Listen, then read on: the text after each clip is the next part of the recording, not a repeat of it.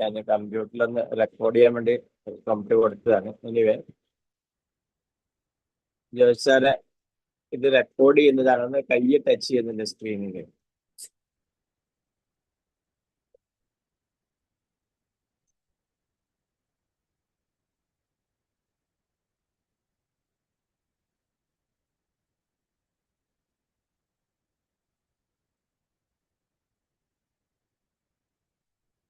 Screen കാണാലോ അല്ലേ madam?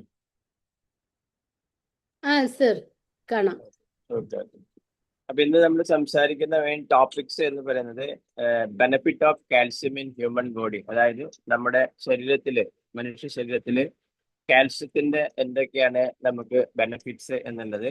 അതുപോലെ തന്നെ ശരീരത്തിൽ ഏതൊക്കെ സിസ്റ്റംസ് ആണ് കാൽസ്യം ഡിപ്പെൻഡന്റ് ആയിട്ട് വർക്ക് ചെയ്യുന്നത്. അതായത് കാൽസ്യത്തിന്റെ ആവശ്യം കൊണ്ട് വർക്ക് ചെയ്യുന്ന സിസ്റ്റംസ്, ശരീരത്തിൽ പല സിസ്റ്റംസ് ഉണ്ട് നമുക്കറിയാം അല്ലെ. അപ്പൊ അതൊക്കെ കാൽസ്യത്തിന്റെ ആവശ്യകത എന്താണ് ആ സിസ്റ്റം വർക്ക് ചെയ്യാനായിട്ട്. അതുപോലെ തന്നെ സോഴ്സസ് ഓഫ് കാൽസ്യം, അതായത് നമ്മൾ ഇന്ന് ദൈനംദിന ജീവിതത്തിൽ കഴിക്കുന്ന ഭക്ഷണത്തില് കാൽസ്യത്തിന്റെ സോഴ്സസ് എന്താണ്. അതുപോലെ തന്നെ കാൽസ്യത്തിന്റെ റെക്കമെൻഡഡ് ഡെയിലി ഇൻടേക്ക് എത്ര വേണം, ഒരു ദിവസം നമ്മൾ എത്ര കാൽസ്യത്തിന്റെ അതായത് ഭക്ഷണത്തിൽ കൂടെ എത്ര കാൽസ്യം നമുക്ക് ലഭിക്കേണ്ടതുണ്ട്. അതുപോലെ തന്നെ എങ്ങനെ നമുക്ക് കാൽസ്യത്തിന്റെ അബ്സോർപ്ഷൻ ശരീരത്തിൽ ഇൻക്രീസ് ചെയ്യാം. അതുപോലെ തന്നെ കാൽസ്യം കുറഞ്ഞാൽ ശരീരത്തിൽ ഉണ്ടാവുന്ന അവസ്ഥ, അതായത് ഹൈപ്പോ കാൽസ്യമീയ, കാൽസ്യം ശരീരത്തിൽ കൂടിയാൽ ഉണ്ടാവുന്ന അവസ്ഥ ഹൈപ്പർ കാൽസ്യമീയ എന്താണ്. അതുപോലെ തന്നെ ഏത് തരത്തിലുള്ള കോമ്പിനേഷനാണ് കാൽസ്യം സപ്ലിമെന്റ് ഉപയോഗിക്കുമ്പോൾ നമ്മൾ കൂടുതലും പ്രിഫർ ചെയ്യേണ്ടത്. ഇത്തരം കാര്യങ്ങളെ കുറിച്ചാണ് നമ്മൾ ഇന്ന് സംസാരിക്കാൻ പോകുന്നത്. അപ്പൊ നമുക്കറിയാം കാൽസ്യം എന്ന് പറയുന്നത് നമ്മുടെ ശരീരത്തിൽ അത്യന്താപേക്ഷിതമായ ഒരു മിനറൽ ആണ്. നമുക്ക് എല്ലാവർക്കും അറിയാവുന്നതാണ്, എല്ലാവരും പറഞ്ഞു കേട്ടിട്ടുണ്ട്, എല്ലാവരും പറഞ്ഞുകൊണ്ടിരിക്കുന്നതാണ്. ഇവിടെ എന്തൊക്കെയാണ് കാൽസ്യത്തിന്റെ നമ്മുടെ ശരീരത്തിലെ ആവശ്യകത എന്ന് ചോദിക്കുകയാണെങ്കിൽ എല്ലാവരും പെട്ടെന്ന് പറയുന്ന രണ്ട് കാര്യങ്ങളാണ്. നമ്മുടെ എല്ലുകൾക്കും പല്ലുകൾക്കും കാൽസ്യം ആവശ്യമാണ്. ഇതിനെ സ്ട്രോങ് ആക്കി വെക്കാനായിട്ട് നമുക്ക് കാൽസ്യത്തിന്റെ ആവശ്യമുണ്ട്, നമ്മൾ എല്ലാവർക്കും അറിയാം. ഇത് കൂടാതെ നമുക്ക് മസിൽ കോൺട്രാക്ഷൻ, അതുപോലെ തന്നെ nerve signalling, blood clotting and proper heart function. അതായത് നമ്മുടെ മസിൽസിന്റെ കോൺട്രാക്ഷൻ, നമ്മൾ മസിൽസ് ചലിപ്പിക്കുമ്പോൾ അത് വികസിക്കുകയും ചെയ്യും, എക്സ്പാൻഡ് ചെയ്യുകയും ചെയ്യും, കോൺട്രാക്ട് ചെയ്യുകയും ചെയ്യും. അപ്പൊ അതിന്റെ ആവശ്യം പ്രത്യേകിച്ച് നമ്മുടെ ഇന്റേണൽ ഓർഗൻ ആയിട്ടുള്ള ഹാർട്ട് ശരിക്കും നമ്മൾ വികസനവും കോൺട്രാക്ഷനും ഉണ്ടാവും എപ്പോഴും, ഓരോ തവണ ഹാർട്ട് മിടിക്കുമ്പോൾ. നെർവ് സിഗ്നലിംഗ്, നെർവ്സ് നമ്മുടെ ശരീരത്തിൽ സിഗ്നൽസ് പാസ് ചെയ്യുന്ന സമയത്ത് കാൽസ്യത്തിന്റെ ആവശ്യമുണ്ട്. ബ്ലഡ് ക്ലോട്ട് ആവാനായിട്ട്, നമ്മൾ എന്തെങ്കിലും കാരണവശാൽ പൊട്ടുകയൊക്കെ ചെയ്യുമ്പോൾ, മുറിവ് പറ്റുമ്പോൾ ബ്ലഡ് നമുക്ക് പുറത്തേക്ക് വരുന്നുണ്ട്, അത് നിൽക്കാനായിട്ട്, ക്ലോട്ട് ചെയ്യാനായിട്ട് കാൽസ്യത്തിന്റെ ആവശ്യമുണ്ട്. പ്രോപ്പർ ഹാർട്ട് ഫങ്ഷന് കാൽസ്യത്തിന്റെ ആവശ്യം ഉണ്ട്. ഇത് നമ്മൾ പറയാൻ പോകുന്നത് കാൽസ്യം എന്ന് പറഞ്ഞാൽ നമുക്കറിയാം, നേരത്തെ പറഞ്ഞു, അത്യന്താപേക്ഷിതമായ ഒരു മിനറൽ ആണെന്ന് പറഞ്ഞു. നമ്മുടെ ശരീരത്തിൽ കാൽസ്യം സ്റ്റോർ ചെയ്യുന്നത് 99% സ്റ്റോർ ചെയ്ത് വെക്കുന്നത് ബോണിലും, അതായത് എല്ലിലും അതുപോലെ തന്നെ പല്ലിലുമാണ്. എപ്പോഴാണ് സ്റ്റോർ ചെയ്യേണ്ടി വരിക? നമുക്കറിയാം, എന്തെങ്കിലും കാരണവശാൽ നമ്മുടെ ഭക്ഷണത്തിൽ കൂടെ കൂടുതൽ കാൽസ്യം നമ്മുടെ ശരീരത്തിൽ എത്തിക്കഴിഞ്ഞാൽ അത് സ്റ്റോർ ചെയ്ത് വെക്കും.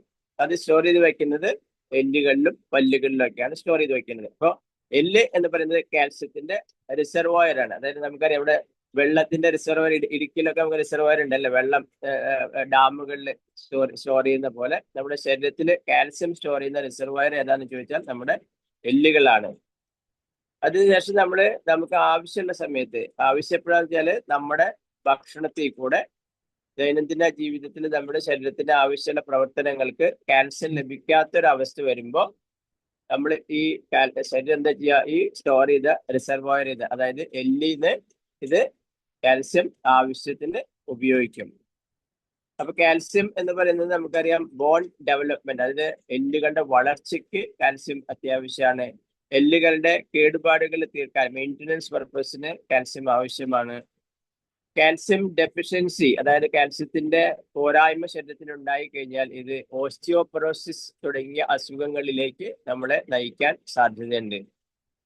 എടുത്തു പറയുകയാണെങ്കിൽ കൂടുതലും വിമൻസില്, ലേഡീസില് പോസ്റ്റ് മെനോപോസൽ കണ്ടീഷനിൽ, അതായത് പീരിയഡ്സ് ഒക്കെ സ്റ്റോപ്പ് ചെയ്യുന്ന ഈ ഒരു അവസരത്തിൽ ഈ കൂടുതൽ കാൽസ്യം റിക്വയർമെന്റ് ഉണ്ടാവും. ആ സമയത്ത് അഡീക്വേറ്റ് ആയിട്ട്, അതായത് ആവശ്യത്തിന് കാൽസ്യം ഭക്ഷണത്തിൽ കൂടെ കിട്ടാത്തൊരവസ്ഥ വരുമ്പോൾ നേച്ചറിൽ നേരത്തെ പറഞ്ഞ പോലെ നമ്മുടെ റിസർവോയർ ഉണ്ട് അല്ലെ, ബോണിൽ ഇത് എടുത്ത് യൂസ് ചെയ്യുമ്പോൾ ബോൺ ഡെൻസിറ്റി കുറയും, ബോണിന്റെ സാന്ദ്രത കുറയും.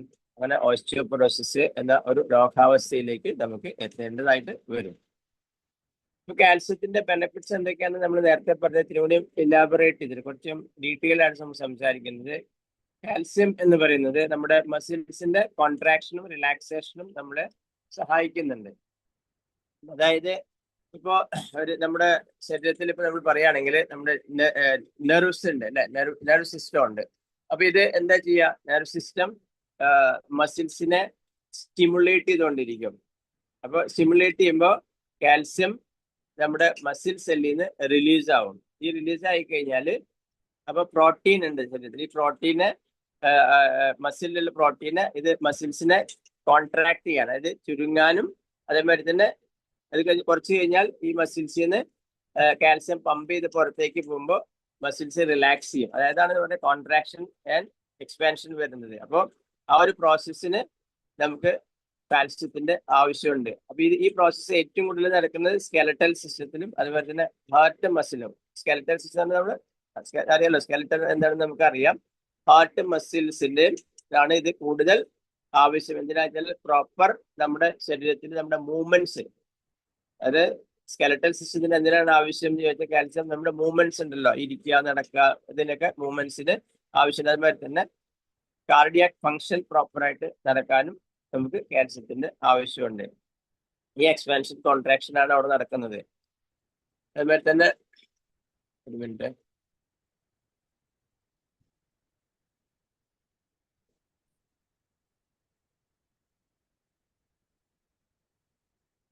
അതുപോലെ തന്നെ നമുക്ക് നെർവ് ട്രാൻസ്മിഷൻ എന്ന് പറഞ്ഞാല് നമ്മുടെ നാഡി വ്യവസ്ഥ നമ്മുടെ ശരീരത്തിലുണ്ട് അല്ലെ. ഈ നാഡി വ്യവസ്ഥകൾ തമ്മിൽ സിഗ്നലിംഗ് ചെയ്യും, അതായത് കമ്മ്യൂണിക്കേഷൻ ചെയ്യുന്നുണ്ട് നമ്മുടെ ശരീരത്തിനുള്ളത്. നമ്മളത് അറിയുന്നില്ല, പക്ഷെ ഇന്റേണലി നടക്കുന്ന ഒരു പ്രതിഭാസമാണത്.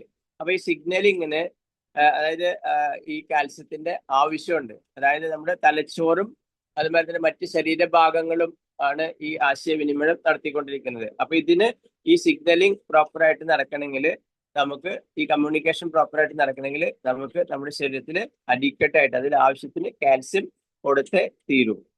പിന്നെ വരുന്നത് ബ്ലഡ് ക്ലോട്ടിങ്, അതായത് നേരത്തെ പറഞ്ഞ രക്തം കട്ടപിടിക്കുന്ന പ്രക്രിയ. ഇതിന് നമുക്ക് കാൽസ്യം ഒരു പ്രധാന ഘടകമാണ്. കാൽസ്യം ഇല്ലെങ്കിൽ എന്താണെന്ന് മുറിവ് പറ്റുന്ന അവസ്ഥ വരുന്ന സമയത്ത് നമ്മുടെ മുറിവിൽ കൂടെ വരുന്ന ബ്ലഡ് ഇങ്ങനെ പോയിക്കൊണ്ടിരിക്കുന്നത് തടയാൻ ബുദ്ധിമുട്ടായിരിക്കും.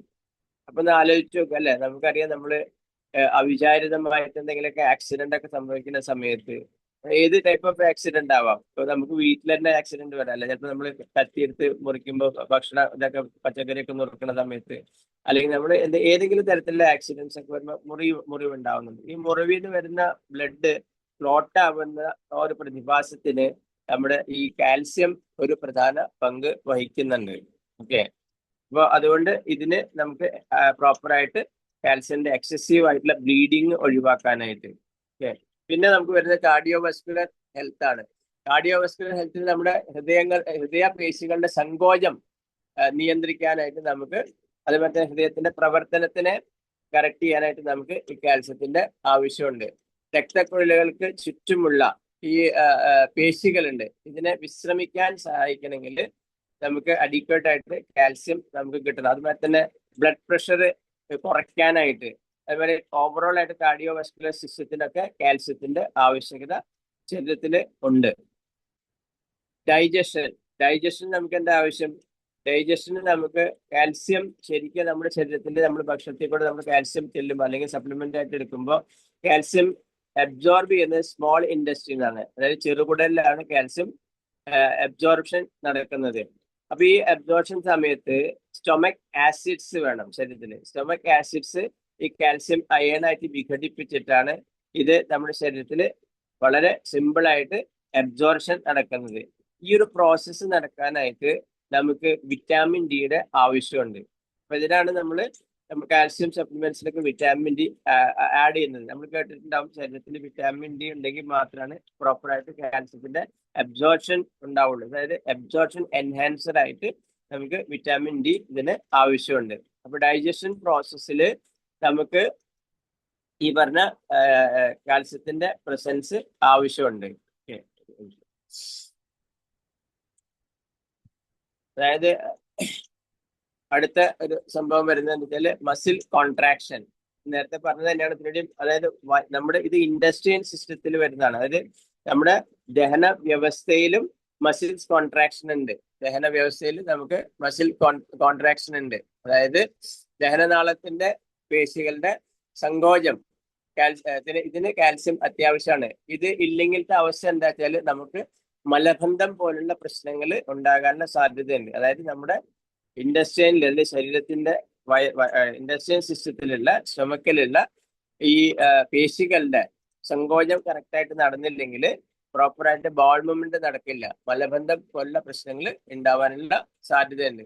അതുമാതിരി തന്നെ ഭക്ഷണത്തെ വിഘടിപ്പിക്കുന്ന ചില ദഹന എൻസൈമുകൾ ഉണ്ട്. അതായത് ഭക്ഷണം നമ്മൾ കഴിച്ചു കഴിഞ്ഞാൽ അത് പ്രോപ്പറായിട്ട് ഡൈജഷൻ ആവാനായിട്ട് ചില ഡൈജസ്റ്റീവ് എൻസൈംസുകൾ പ്രൊഡ്യൂസ് ചെയ്യേണ്ട ആവശ്യമുണ്ട്. അപ്പോഴാണ് നമ്മുടെ ഈ ഭക്ഷണം ശരിക്ക് ദഹിക്കുള്ളൂ.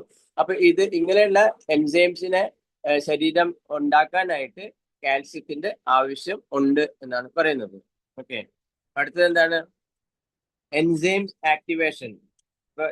certain digestive enzyme require calcium to become active. ചില ഡൈജസ്റ്റീവ് എൻസൈംസ് ആക്റ്റീവ് ആവണമെങ്കിൽ നമുക്ക് ഈ എന്താ പറയാ കാൽസ്യത്തിന്റെ പ്രസൻസ് ആവശ്യമുണ്ട്.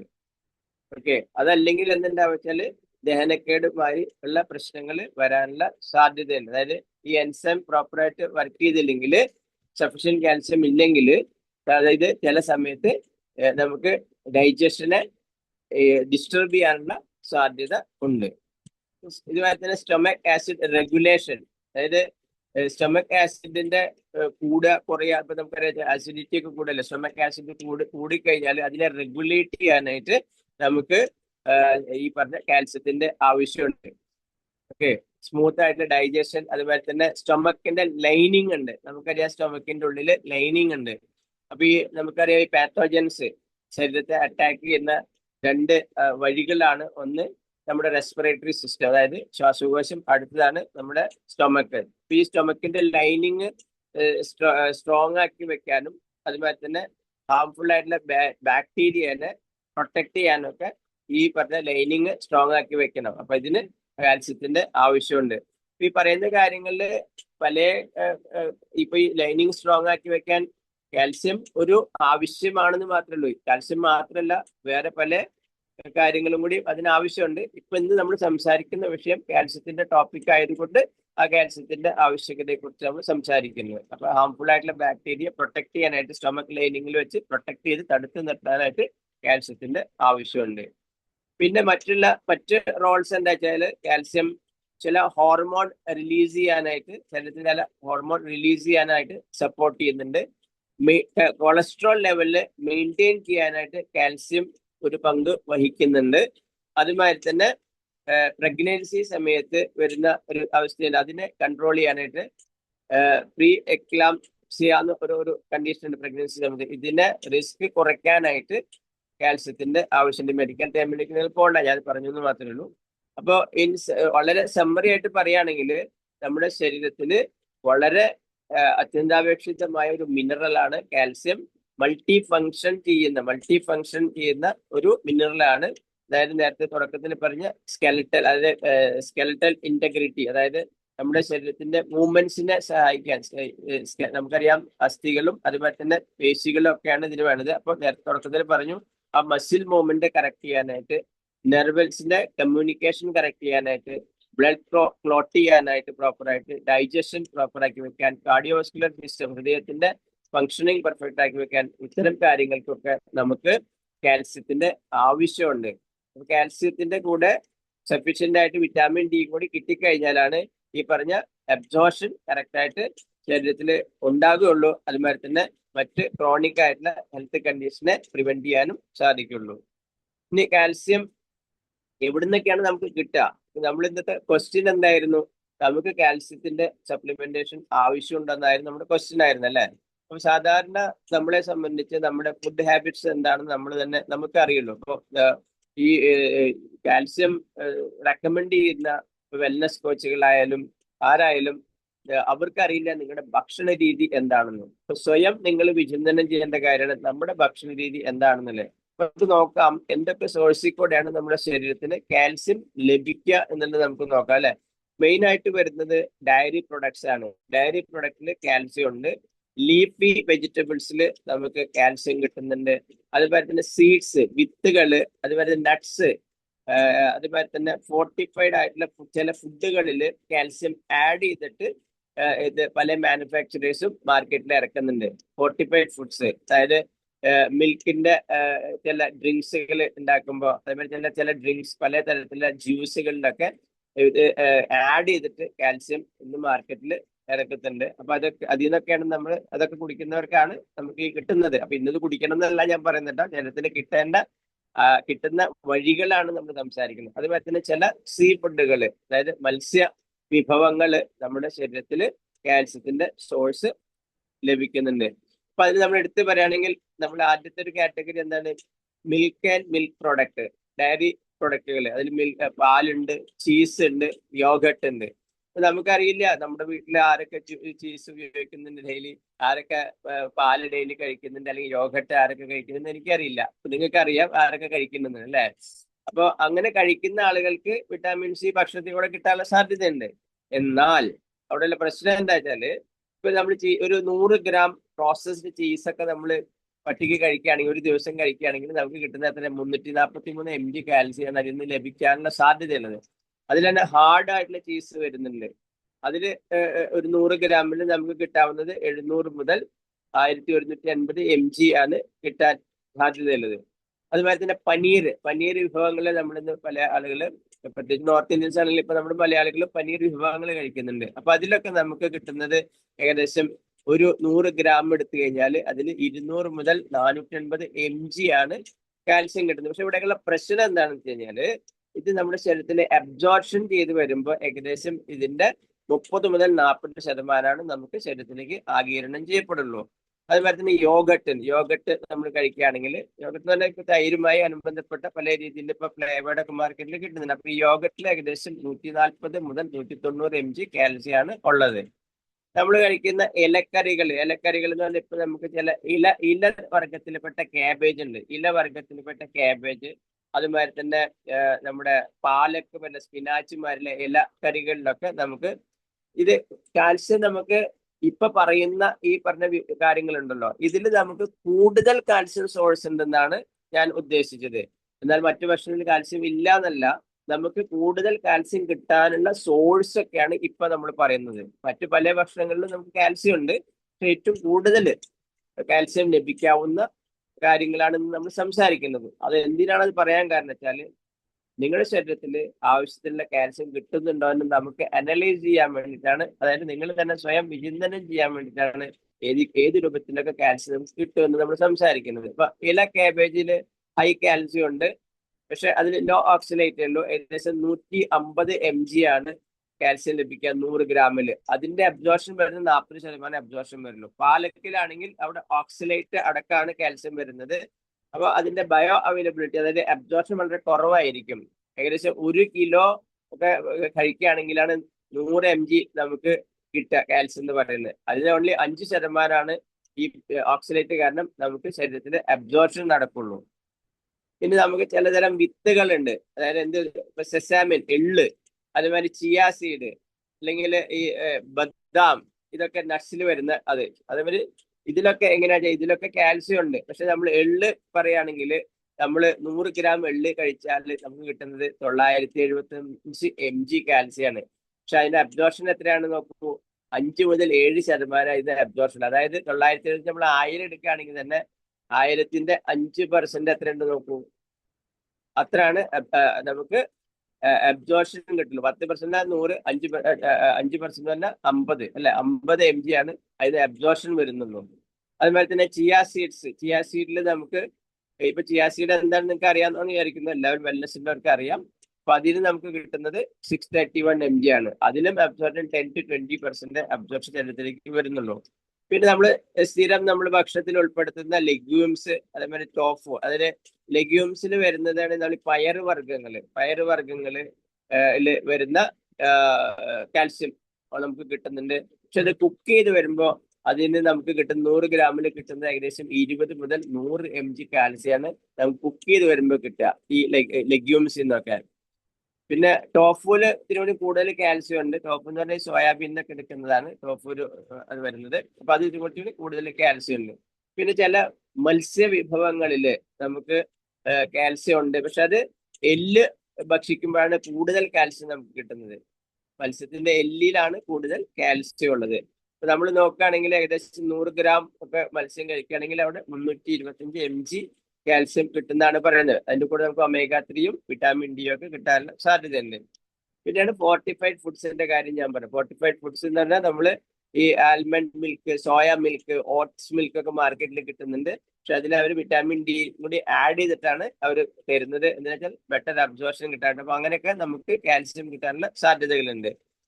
പക്ഷെ ഇവിടെ നമുക്ക് നേരത്തെ ഞാൻ പറഞ്ഞ ഒരു കാര്യം എന്താണ്, നമുക്ക് എപ്പോഴും കാൽസ്യം വിറ്റാമിൻ ഡി ആയിട്ട് പെയർ ചെയ്യുമ്പോൾ മാത്രമാണ് നമുക്ക് കാൽസ്യത്തിന്റെ പ്രോപ്പറായിട്ട് അബ്സോർപ്ഷൻ നടക്കുള്ളൂ. അപ്പൊ സാധാരണ ഇപ്പൊ സൺലൈറ്റ് എക്സ്പോഷർ ഒക്കെ നമ്മൾ എടുക്കുമ്പോൾ നമുക്ക് കാൽസ്യം ലഭിക്കുന്നുണ്ട്. പക്ഷെ വിറ്റാമിൻ D3 ലഭിക്കുന്നുണ്ട്. അപ്പൊ ഈ സൺലൈറ്റ് എക്സ്പോഷർ കിട്ടണം. അതായത് നമ്മൾ കഴിക്കുന്ന കാൽസ്യം റിച്ച് ഫുഡിന്റെ കൂടെ ഒന്നുകിൽ വിറ്റാമിൻ ഡി സപ്പോർട്ടായിട്ട് നമുക്ക് ഭക്ഷണത്തിൽ കൂടെ അല്ലെങ്കിൽ സപ്ലിമെന്റ് രൂപത്തിൽ കിട്ടണം, അതല്ലെങ്കിൽ സൺലൈറ്റ് എക്സ്പോഷറിൽ കൂടെ നമുക്ക് വിറ്റാമിൻ ഡി കിട്ടണം.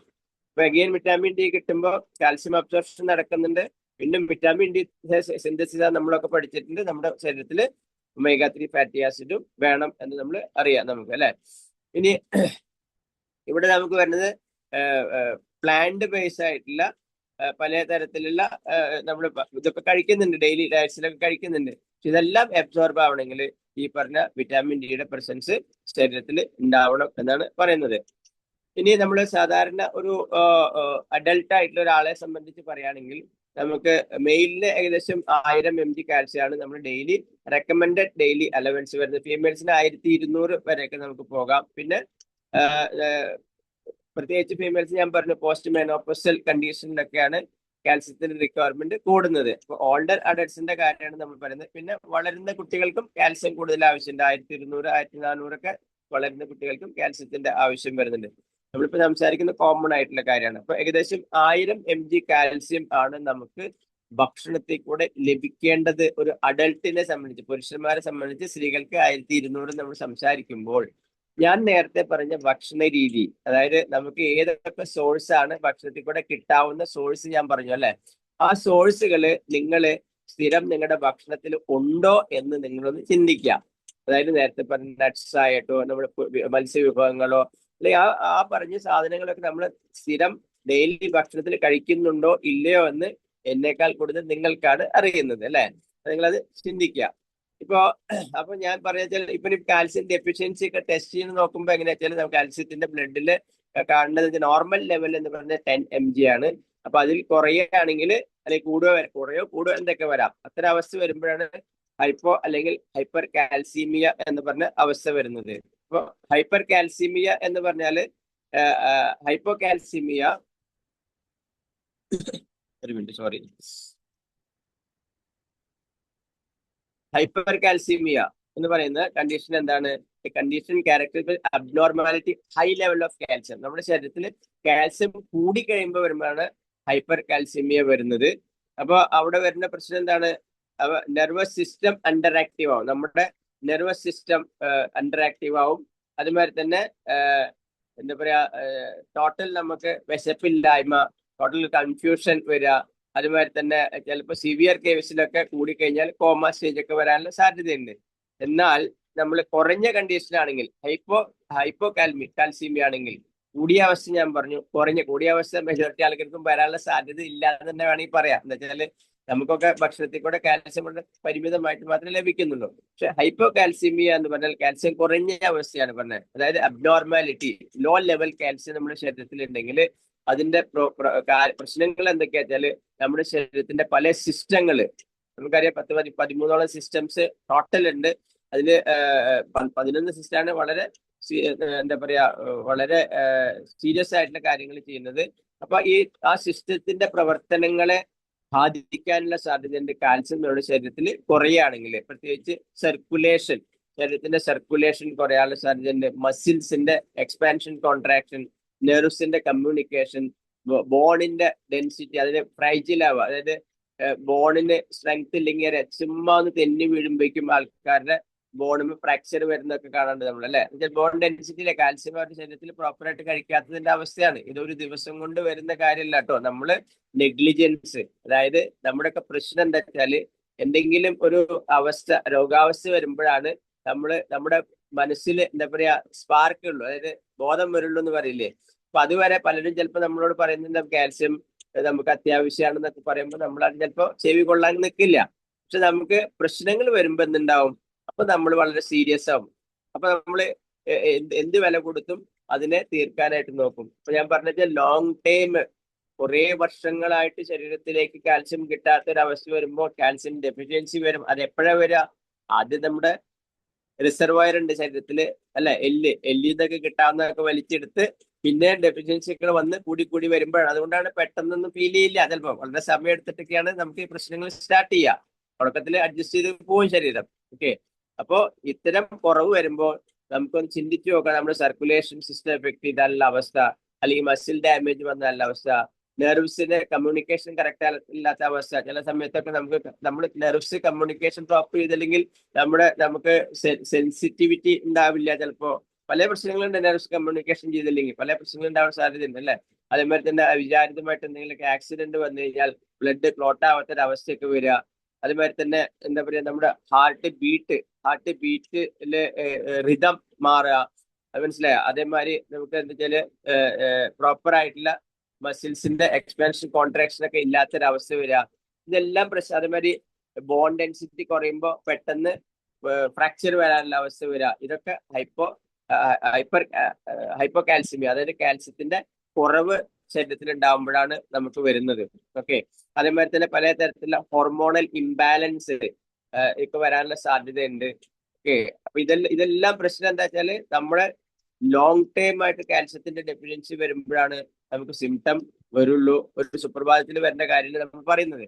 ഇനി ഏതൊക്കെ ഫോമിൽ നമുക്ക് കാൽസ്യം മാർക്കറ്റിൽ അവൈലബിൾ ഉണ്ടെന്ന് ചോദിക്കുകയാണെങ്കിൽ നമുക്ക് പ്രധാനമായിട്ട് നമുക്ക് രണ്ട് കാര്യങ്ങളാണ് നമ്മൾ സംസാരിക്കുന്നത്. ഒന്ന് കാൽസ്യം സിട്രേറ്റ് രൂപത്തിലും പിന്നെ ഒന്ന് കാൽസ്യം കാർബണേറ്റ് രൂപത്തിലാണ്. ഈ രണ്ടിന്റെ വ്യത്യാസം എന്താണെന്ന് നമ്മൾ മനസ്സിലാക്കണം. സാധാരണ നമ്മൾ കാൽസ്യം സിട്രേറ്റ് മാലേറ്റ് ഇതിന് സേഫ് ആണെന്ന് പറയാൻ കാരണം എന്താ വെച്ചാൽ ഇത് നമുക്ക് വേണമെങ്കിൽ എംപ്റ്റി സ്റ്റൊമക്കിലും കഴിക്കാം എന്നുള്ളതാണ് ഇതിന്റെ കാര്യം. മറ്റ് കാൽസ്യം കാർബണേറ്റ് ഒരിക്കലും എംപ്റ്റി സ്റ്റൊമക്കിൽ കഴിക്കാൻ പാടില്ല. കാൽസ്യം കാർബണേറ്റ് ഭക്ഷണശേഷം മാത്രമേ കഴിക്കാൻ പാടില്ല. അതിന്റെ കാരണം എന്താ വെച്ചാൽ നമ്മൾ എംപ്റ്റി സ്റ്റൊമക്കിൽ കാൽസ്യം കാർബണേറ്റ് കഴിക്കുകയാണെങ്കിൽ ക്രിസ്റ്റൽ ഫോർമേഷൻ വരാനുള്ള, ഓക്സലേറ്റ് ഫോർമേഷൻ ചെയ്യാനുള്ള സാധ്യതകൾ കൂടുതലാണ്. എന്നാൽ ഇത്തരം ഒരു പ്രശ്നമൊന്നും കാൽസ്യം സിട്രേറ്റ് മാലേറ്റിലില്ല. അത് എംപ്റ്റി സ്റ്റൊമക്കിലും കഴിക്കാം.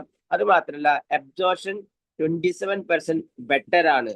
കൂടുതൽ അബ്സോർപ്ഷൻ നമുക്ക് കാൽസ്യം സിട്രേറ്റ് മാലേറ്റില് നമുക്ക് കിട്ടുന്നുണ്ട്.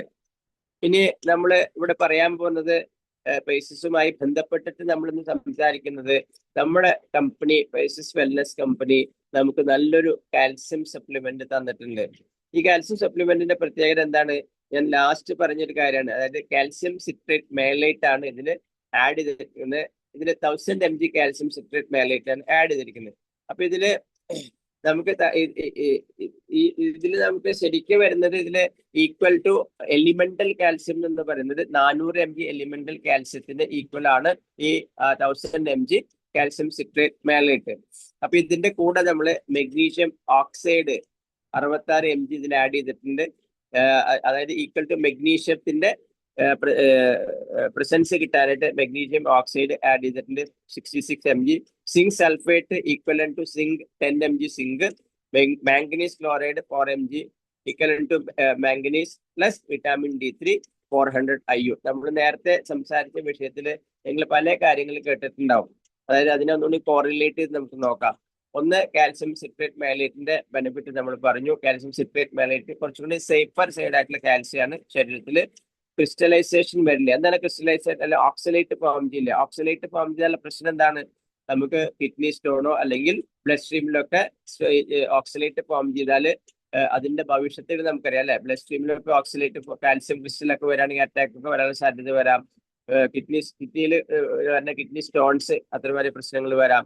അതുമാതിരിയല്ല, ഇതിൽ മെഗ്നീഷ്യം ആഡ് ചെയ്തിട്ടുണ്ട്. നമ്മൾ മെഗ്നീഷ്യം ആഡ് ചെയ്തിരിക്കുന്നത് ഒന്ന് കാൽസ്യത്തിന്റെ അബ്സോർപ്ഷൻ കൂടാനും ഓവർ കാൽസ്യം അതിനെ ന്യൂട്രലൈസ് ചെയ്യാൻ വേണ്ടിയിട്ടാണ് ഇതിൽ മെഗ്നീഷ്യം ആഡ് ചെയ്തിട്ടുള്ളത്. സിങ്ക് സൾഫേറ്റ് സിങ്ക് ആഡ് ചെയ്തിരിക്കുന്നതിന് കുറച്ച് ഞാൻ പറഞ്ഞു നേരത്തെ, ഒരു അസിറ്റിക് എൻവയൺമെന്റ് ഉണ്ടെങ്കിൽ കാൽസ്യം അബ്സോർപ്ഷൻ നടക്കുള്ളൂ എന്ന് പറഞ്ഞു. അപ്പോൾ അസിറ്റിക് എൻവയൺമെന്റ് ക്രിയേറ്റ് ചെയ്യാനും ഒപ്പം തന്നെ എല്ലുകൾക്ക് ആവശ്യമുള്ള മിനറൽസിന്റെ പട്ടികയിൽ ഈ പറഞ്ഞ മിനറൽസിന്റെ ആവശ്യമുണ്ട്. ഓക്കെ, മാംഗനീസ് ആവശ്യമുണ്ട്. പിന്നെ വിറ്റാമിൻ D3 നമ്മളിതിൽ അബ്സോർപ്ഷൻ കൂട്ടാനായിട്ട് ആഡ് ചെയ്തിട്ടുള്ളതാണ്. നമ്മൾ നേരത്തെ സംസാരിച്ച സ്ലൈഡുകളിൽ പറഞ്ഞു, ഇപ്പോൾ ഫോർട്ടിഫൈഡ് ആയിട്ടുള്ള ഡ്രിങ്ക്സുകൾ, അപ്പൊ ഞാൻ പറഞ്ഞു അതിൽ വിറ്റാമിൻ D3 ആഡ് ചെയ്ത് എന്തിനാണ്, അതിന്റെ കാൽസ്യത്തിന്റെ അബ്സോർപ്ഷൻ കൂട്ടാനായിട്ട്. ഞാൻ പറഞ്ഞു സാധാരണ ഭക്ഷണം കഴിക്കുന്ന ആളുകൾ നമുക്ക് കാൽസ്യം മാത്രം കഴിച്ചാൽ പോലെ ശരീരത്തിൽ വിറ്റാമിൻ D3യുടെ ആവശ്യമുണ്ട്. അതിന് വെയിൽ കൊള്ളേണ്ട കാര്യം നമ്മൾ പറഞ്ഞു. ഇന്നത്തെ കാലഘട്ടത്തിൽ നമ്മൾ വെയിലൊന്നും കാര്യമായിട്ട് ആളുകളൊന്നും കൊള്ളുന്നില്ല. അപ്പൊ നമ്മൾ കഴിക്കുന്ന കാൽസ്യത്തിന്റെ കൂടെ തന്നെ നമുക്ക് തരുന്നതിന്റെ ഗുണം ഇതെന്തുകൊണ്ടാ വെച്ചാല് നമുക്ക് കമ്പനിക്ക് അറിയാം, അല്ലെങ്കിൽ ഇതിന്റെ ഒരു ടെക്നോളജിയിൽ ഇതാണ്, നമ്മളെപ്പോലുള്ള ആളുകൾക്ക് കാൽസ്യത്തിന്റെ കൂടെ തന്നെ വിറ്റാമിൻ D3 ഡെഫിഷ്യൻസി ഉണ്ടാവാനുള്ള സാധ്യത ഉണ്ടെന്ന് മുൻകൂട്ടി കണ്ടുകൊണ്ട് നമ്മൾ ഇതേ ഒരു കോമ്പിനേഷനിൽ നമ്മളിത് എല്ലാം കൂടി ആഡ് ചെയ്തിട്ട് സിംഗിൾ പ്രോഡക്റ്റ് ആയിട്ട് നമ്മൾ സെർവ് ചെയ്യാണ് ചെയ്യുന്നത്. അപ്പൊ ഈ പ്രോഡക്റ്റ് ആർക്കൊക്കെ വേണമെന്ന് ചോദിച്ചു കഴിഞ്ഞാല്, ആർക്കൊക്കെ വേണമെന്ന് നിങ്ങളാണ് ചിന്തിക്കുന്നത്. അപ്പൊ നിങ്ങളോട് ഒരു ക്വസ്റ്റ്യൻ അതാണ് ചോദിച്ചത്.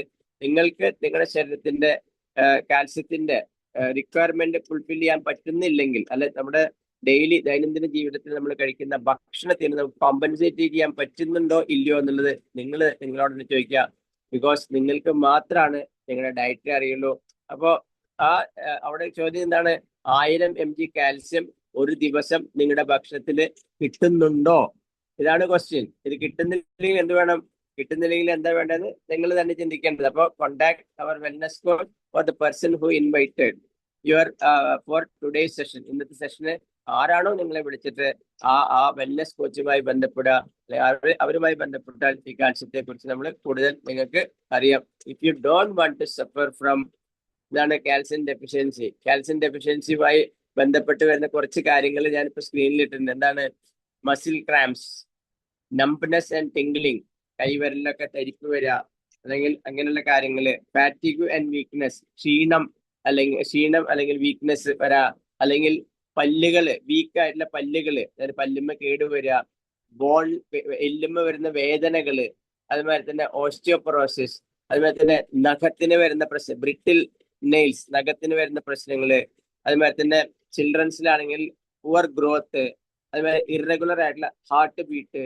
അതുമാതിരി തന്നെ നമ്മുടെ താടിയിൽ വരുന്ന ബോണിന്റെ ഡിസ്കംഫർട്ട്, ഇത്തരം കാര്യങ്ങളൊക്കെ കാൽസ്യം ഡെഫിഷ്യൻസി കൊണ്ട് വന്നേക്കാന്ന് ഞാൻ പറഞ്ഞിട്ട്, വരുമെന്നല്ല പറയുന്നത്, വന്നേക്കാം. ഇവിടെയുള്ള കാര്യങ്ങൾ നമ്മൾ ചിന്തിക്കേണ്ട കാര്യത്തിലേ ഉള്ളൂ. നമ്മൾക്ക് ഈ ഒരു പ്രോഗ്രാം എന്ന് വെക്കേണ്ട കാര്യം എന്താ വെച്ചാല്, നമ്മൾ പല ആളുകളും എനിക്ക് ജോയിന്റിലെ പ്രശ്നമില്ലല്ലോ, ഞാൻ കാൽസ്യം എടുക്കേണ്ട ആവശ്യം ഉണ്ടോ, എന്റെ പല്ലിന് പ്രശ്നമില്ല, എല്ലിന് പ്രശ്നമില്ല, ഞാൻ കാൽസ്യം എടുക്കേണ്ട ആവശ്യമുണ്ടോ? പക്ഷെ ഇതൊന്നും നമുക്ക് മുൻകൂട്ടി പ്രവചിക്കാൻ പറ്റില്ല, അല്ലെ? അതായത് എപ്പോഴാണ് നമ്മുടെ ശരീരത്തിന്റെ ഉള്ളിലെ പ്രതിഭാസം എന്താണെന്ന് നമുക്ക് ഒരിക്കലും നമ്മുടെ കണ്ണുകൊണ്ട് കാണാൻ പറ്റില്ല. നമുക്ക് എപ്പോഴും ഒരു സിംറ്റം ആണ്, അല്ലെങ്കിൽ ഒരു എന്താ പറയാ, നമുക്കൊരു സൂചന കിട്ടുമ്പോൾ മാത്രമാണ് നമ്മൾ അതിനെക്കുറിച്ച് വ്യാകുലപ്പെടാറുള്ളൂ. ഇവിടെ ഞാൻ പറയുന്നത് ഇത്രയേ ഉള്ളൂ, നമ്മൾ prevention is better than cure, അല്ലെ? നമുക്കറിയാം, ഇന്ന് സൂക്ഷിച്ചാൽ നാളെ ദുഃഖിക്കേണ്ട. അതായത് ഇന്നത്തെ നമ്മുടെ ശരീരത്തിന്റെ ആരോഗ്യത്തിന് നിങ്ങൾ പ്രിഫറൻസ് കൊടുക്കുന്ന ഒരു വ്യക്തിയാണെങ്കിൽ എനിക്ക് പറയാനുള്ളത്, കാൽസ്യത്തിന്റെ കുറെ കാര്യങ്ങൾ നമ്മൾ സംസാരിച്ചു കുറച്ച് സമയത്തിനുള്ളില്. അപ്പൊ ഇതെല്ലാം നമ്മുടെ ശരീരത്തിൽ നടക്കുന്ന പ്രവർത്തനത്തിന് ആവശ്യമാണ് നമ്മൾ പറഞ്ഞു. നിങ്ങൾ ചിന്തിക്കുക, നിങ്ങൾക്ക് ആവശ്യമുണ്ടോ, അതോ ഒരു ആക്സിഡന്റ് വരാനോ, അല്ലെങ്കിൽ എന്താ പറയാ, ഒരു എല്ലിനൊരു പ്രോബ്ലം വരാനോ, അല്ലെങ്കിൽ എന്തെങ്കിലുമൊക്കെ വരാനായിട്ട് നിങ്ങൾ വെയിറ്റ് ചെയ്യണോ എന്നുള്ളത് നിങ്ങൾ ചിന്തിക്കുക. ഈ ക്വസ്റ്റ്യൻ നിങ്ങൾക്ക് വിട്ടു തന്നുകൊണ്ട് ഇന്നത്തെ പ്രോഗ്രാം ഞാൻ വൈൻഡപ്പ് ചെയ്യാണ്. Over to Mercy madam. Screen മാറ്റിക്കോളൂ. ഈ ക്ലാസ്സിൽ ആർക്കെങ്കിലും സംശയങ്ങൾ ഉണ്ടെങ്കിൽ ചോദിക്കാമല്ലോ. വിശദമായിട്ടാണ് സാറ് ക്ലാസ് എടുത്തതെന്നുള്ള അതാ.